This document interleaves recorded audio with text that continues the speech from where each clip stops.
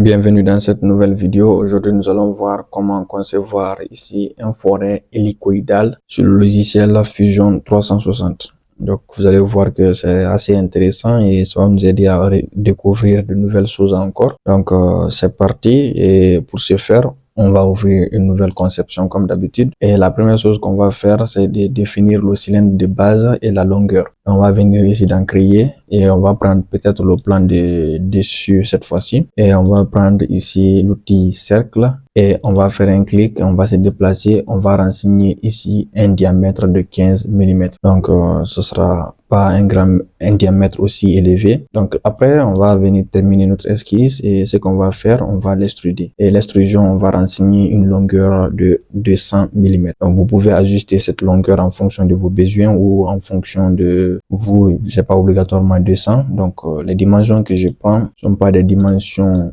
vraiment de forêt standard, c'est juste des dimensions pour juste concevoir. Donc vous pouvez changer les dimensions comme vous voulez, et si vous avez des dimensions aussi de forêt standard, vous pouvez les utiliser. Donc là, je vais venir dans style visuel et mettre ça ici sur ombré avec arête visible. Donc là, j'avais caché, donc je fais comme ça, et à partir de là maintenant, on va faire ici un ressort ou une spire. Donc pour faire la spire, vous venez d'en créer et vous prenez ici spire. Donc, on a besoin d'un plan. Quel est le plan qu'on a besoin? Nous, on va prendre ici ce plan qui est en face avec notre diamètre. On va se positionner avec la vue de dessous et on va venir prendre ici le centre du repère. On va renseigner 15 mm comme le précédent diamètre et on fait entrer. Et là, automatiquement, Fusion va détecter et va nous donner l'aperçu ici de notre spire. Maintenant, la spire là, c'est ce qui va nous permettre de faire le balayage hélicoïdal pour obtenir le profil qui enlève de la matière sur le forêt. Donc pour ce faire, on va définir. Donc là,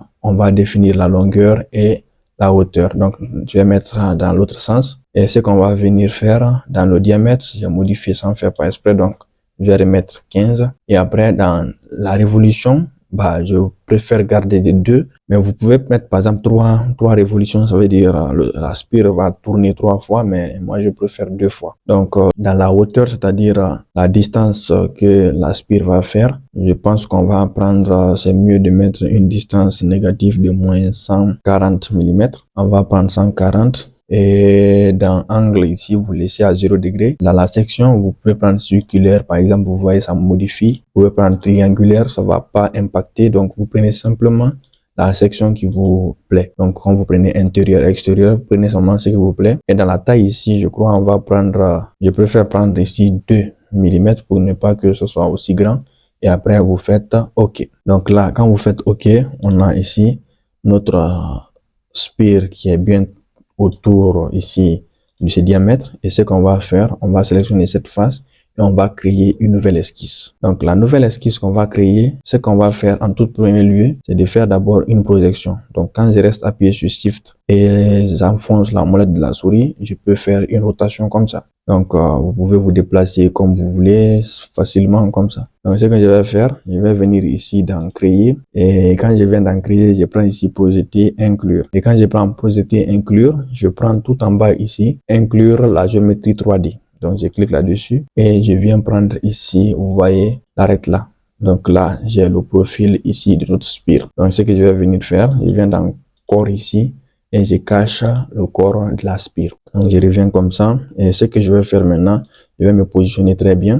Donc je viens m'aligner en face ici de la vue de dessus, de la vue de dessous plutôt, et je viens prendre ici cercle. Et ce que je vais faire, je viens m'aligner ici avec ce point et je trace ici un cercle qui a un diamètre de 10 mm et je fais entrer. Donc là, j'ai terminé ce que je voulais faire. Maintenant, ce qu'on peut ajouter à la fin, c'est de peut-être faire une ligne ici, parce que vous voyez la partie là, si on laisse, ça va pas déboucher quand on va faire le balayage. Donc on peut peut-être ajouter une ligne ici. Et ce qu'on va faire pour ajouter la ligne, il faut être en esquisse 3D. Donc je clique sur la case esquisse 3D, c'est-à-dire ça me donne la possibilité de m'aligner n'importe comment.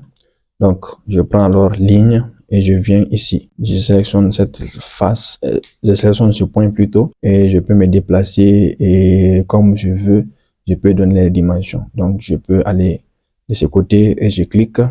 Donc là, je termine ici. Dans ce que je vais faire, je vais essayer de vérifier si je peux faire je peux mettre une contrainte de tangence entre cette ligne et la courbe là. Donc, je ne peux pas possible, mais dans tous les cas, je pense que ça peut être intéressant comme ça. Donc, on va voir dans un premier cas si ça marche. Et si ça ne marche pas, on pourra essayer de voir comment résoudre ce problème. Donc, pour un premier temps, on va laisser comme ça. On va zoomer voir. Ça peut être intéressant. Ou soit, on va supprimer et on va reprendre la ligne. On va venir prendre ici ligne. On sélectionne ici et on va se déplacer comme ça et on va voir un peu comment on peut faire cette ligne. Donc, vous pouvez par exemple utiliser les axes de rotation là pour tourner et vous aligner parfaitement avec ce que vous souhaitez faire. Donc là, ça peut être intéressant. Donc, je clique là et je termine et j'essaie de voir si je peux ajouter une contrainte de tangence. Donc, si je ne peux pas, c'est pas grave. Je viens alors terminer ici mon esquisse. Donc, le plus important, la ligne là va permettre, lorsqu'on va faire le balayage, pour que le profil continue et sort de la matière. Donc, à partir de là, maintenant, ce qu'on va faire, on va venir dans créer et dans créer, on va prendre balayage. Et dans balayage, en premier lieu, on va prendre ici profil, on va prendre ici et bien sûr ici. Et dans chemin, on va prendre notre spire là et on va prendre aussi cette ligne. Donc là, c'était pour que ça débouche. Donc à partir de là, maintenant, vous allez voir si aucun problème, vous faites alors OK. Donc automatiquement, on arrive à obtenir ici le premier dégagement. Donc maintenant, pour obtenir de l'autre côté, on va faire automatiquement une répétition et on vient d'en créer. Et dans créer, on descend tout en bas ici, on prend réseau et on prend réseau circulaire. Dans type d'objet, on va venir cliquer et on sélectionne une fonction. Et quelle fonction on va prendre? C'est la fonction balayage. Quel est l'axe de rotation? On se clique et on prend l'axe bleu là. Donc, je sélectionne l'axe bleu et à partir de là, c'est l'axe des Z. Donc, je peux avoir une répétition. Donc, automatiquement, Fusion par défaut me donne 3 répétitions. Mais moi, je vais prendre 2 répétitions. Je pense que c'est largement suffisant.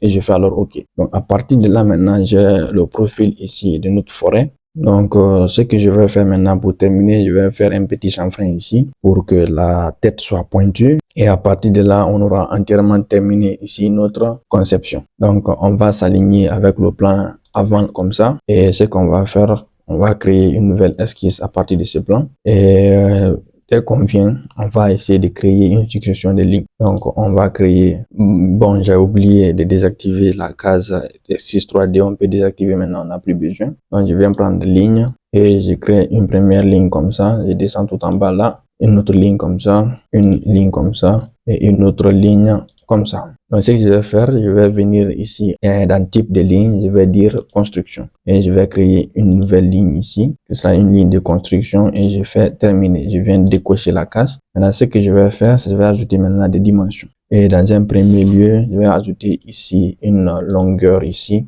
de 10 mm et je vais donner une hauteur ici de 1 mm.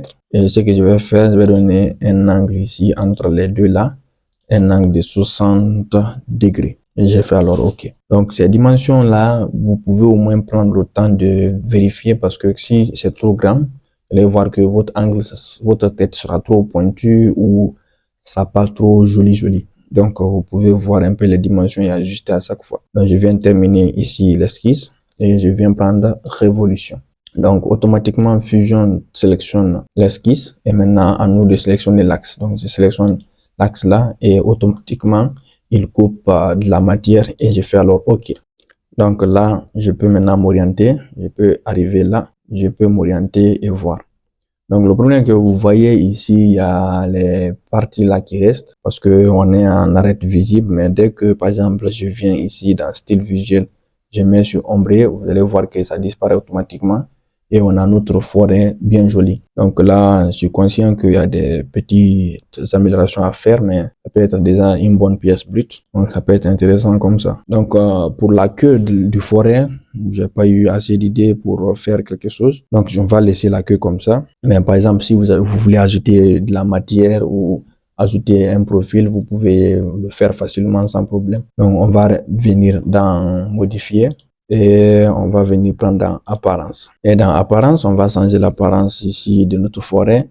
Et je pense qu'on va prendre une apparence en chrome.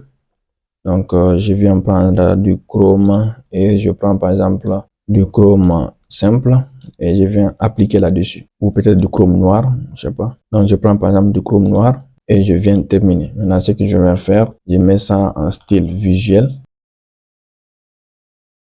Je mets le style visuel en ombré et à partir de là, j'ai ici mon forêt. Donc là, l'apparence en chrome, si ça vous plaît pas trop, on peut mettre par exemple une apparence en aluminium. Ça peut être aussi intéressant, de l'aluminium poli ou de l'aluminium noir. Ça peut être intéressant aussi. Donc on met par exemple de l'aluminium anodisé et on fait OK. Donc à partir de là, on a terminé maintenant l'obtention de notre forêt et je pense que ça peut être intéressant et surtout l'utilisation du balayage hélicoïdal. On n'avait pas encore abordé ça sur la chaîne et voilà comment on peut obtenir des profils par balayage hélicoïdal et ça peut être intéressant. Donc j'espère que la vidéo vous a plu et vous a été utile. Si c'est le cas, n'hésitez pas à vous abonner. Ça fait toujours plaisir et avant de terminer, on peut venir par exemple dans rendu. Et dans le rendu, vous voyez un peu, on a l'aperçu de notre pièce là. Et on peut venir par exemple dans la scène, on peut changer la chaîne. Dans arrière-plan, vous mettez par exemple environnement et vous venez dans la bibliothèque, vous sélectionnez l'environnement que vous préférez. Par exemple, je peux prendre un environnement. Par exemple, quand vous mettez place, ça vous donne quelque chose comme ça. Et quand vous mettez par exemple celui-là, vous avez quelque chose comme ça. Donc vous mettez l'environnement qui vous plaît. Et à partir de là, vous pouvez modifier et faire comme vous voulez. Ça peut être intéressant quand même dans un certain sens. Vous avez votre forêt et voilà. Donc on peut se retourner. On vient dans conception et on vient maintenant là. Donc c'est tout pour cette vidéo. Donc j'espère que ça vous a plu et cela a été utile. Si c'est le cas, n'hésitez pas à vous abonner, à me laisser un gros pouce bleu et surtout abonnez-vous, c'est le plus important. On est de plus en plus nombreux. Et on va se dire à très bientôt pour de nouvelles conceptions sur le logiciel Fusion 360.